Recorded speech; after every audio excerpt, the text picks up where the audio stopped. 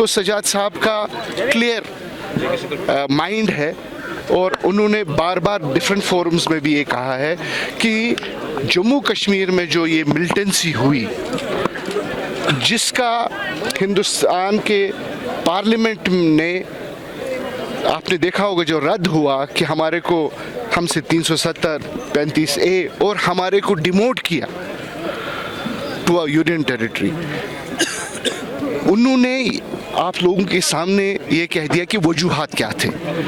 उनका स्ट्रेस रहा कि जब तक कि 1987 पर एक वाइट पेपर न बनाया जाए तब तक हम चाहे कितना भी सोचे, कितना भी, जैसे आज गवर्नमेंट का दावा है कि हमने बहुत सारी चीज़ों को ठीक किया भी है बहुत सारी चीज़ों को, लेकिन कश्मीर का अवाम जिसके दिल में अभी भी गुस्सा है, वो गुस्सा उस दिन ख़त्म होगा जिस दिन 1987 के जो कल्प्रिट्स थे, जिन्होंने इस जम्मू कश्मीर में सियासत को इम्बैलेंस में क्रिएट किया। जब तक कि 87 का एहतसाब नहीं होगा तब तक मुझे नहीं लगता है कि हालात सुधरने वाले हैं। इमरान साहब, यहाँ पर अगर देखेंगे तो कई एक पॉलिटिकल लीडर जो जिनकी आप बात कर रहे हैं वो ये मानते हैं कि उन्होंने कहा है कि ये हमसे खौफजदा है, इसीलिए PDP और नेशनल कॉन्फ्रेंस को ज़्यादा गिराने की कोशिश की जा रही है। नहीं, नोबडी इज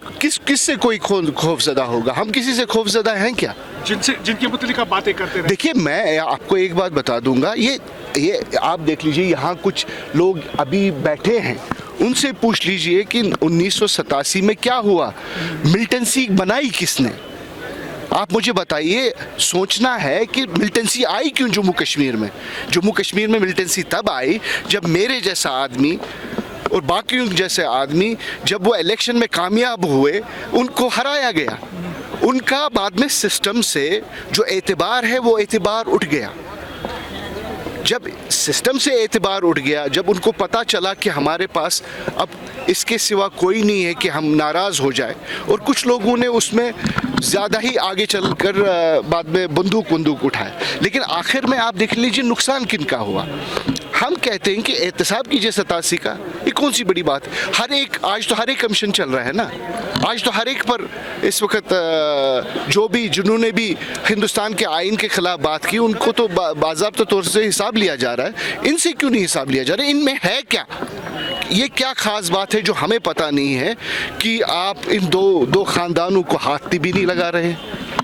आप अब कहेंगे कि जी उनसे घर छीना गया, वो तो देना ही था उनको, घर तो हर एक को देना है, लेकिन जब आप ऑफिशियल पोजीशन में हैं, आपकी ऑफिशियल पोजीशन ख़त्म हो गई तो वो तो देना ही है। इसमें असल में मैं कहूँगा ये इशू ही नहीं है, इशू 87 है, इशू बाकी चीज़ें हैं। देखिए, आज आप देखेंगे, आज बहुत सारे लीडर कहते हैं कि जी हम स्टेट लाएंगे। अरे मैं तो कहता हूँ स्टेट तो आनी है, ये होम मिनिस्टर का वादा है फ्लोर ऑफ द हाउस पर। आज स्टेट हमारे लिए इशू नहीं है, आज हमारे लिए इशू ये है कि कश्मीरी लोगों का विकार कैसे दोबारा बहाल होगा। तो आप ये आज लोग कह रहे हैं, हमारे लोग अंदर हैं, हम तो ये इनिशिएट पिछले 20 साल से कर रहे हैं कि हमारे लोग आ जाए। क्या बात करते हैं ये? आपको लगता है ये अपनी पार्टी ये कोई इशू बना रही है, कोई नई बात कर रही है? हमारे प्रेसिडेंट ने तकरीबन आज से 15 साल से हम लगातार गवर्नमेंट ऑफ इंडिया और होम डिपार्टमेंट के साथ टच में हैं कि जो लोग जिनके पास FIRs लगे हुए हैं, स्टोन पेल्टिंग के FIR, जो छोटे छोटे FIRs हैं। देखिए, कल एक केस आया कि एक आदमी ने गीलानी साहब की रैली अटेंड की थी, तो मैंने कल बात की पुलिस से, मैंने कहा उन्होंने कब 15 में अटेंड की, मैंने कहा उसका खमियाजा अभी तक उसको। देखिए, ये एक कॉम्प्लिकेटेड सिचुएशन इन्होंने बना रखी है, और इस कॉम्प्लिकेटेड सिचुएशन से हमें बाहर निकलना है, और इंशाल्लाह हम बाहर निकलेंगे। अब इंडिविजुअल मैटर नहीं करेगा, अब नज़रिया मैटर करेगा, जो कि सजाद साहब ने खुलेआम लोगों को बता दिया है।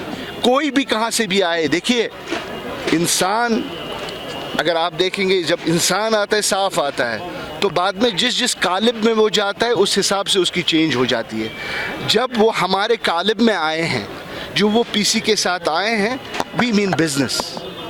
हमारा काम ये है कि लोगों को राहत मिले, लोगों का विकार बहाल हो, और जो यहाँ कत्ले आम हुआ है, जिसका अभी तक एहतसाब नहीं हुआ है, उसका एहतसाब हम मांग रहे हैं और इंशाअल्लाह ज़रूर लोगों के सामने, अगर इनका ताउन रहा, जिसने ये बंदूक इस सरजमीन पे लाई है, उस आखिरी बंदे तक हम पहुंच जाएंगे। बहुत बड़ा ट्वीट जो मैंने किया है, मैं पूरी तरफ से ओनरशिप लेता हूं कि मैंने क्यों वो ट्वीट किया है।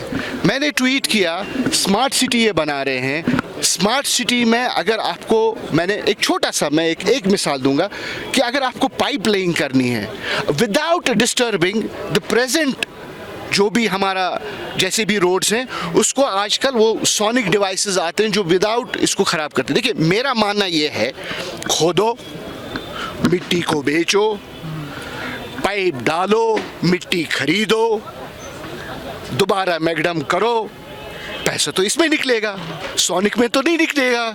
सोनिक में अगर रुपया खर्च होगा, इसमें वही काम के लिए 10 लाख रुपए खर्च होगा। मैं, जो भी लोग यहाँ हैं, जो भी ये देख रहे हैं, उनको ये देखना चाहिए कि ये जो हो रहा है, आया ये सही है या गलत है। क्या कहा मैंने? खोदो, मिट्टी बेचो, पाइप डालो, मिट्टी खरीदो। मतलब ठेकेदार तय करते हैं कि क्या होना चाहिए। आपको तो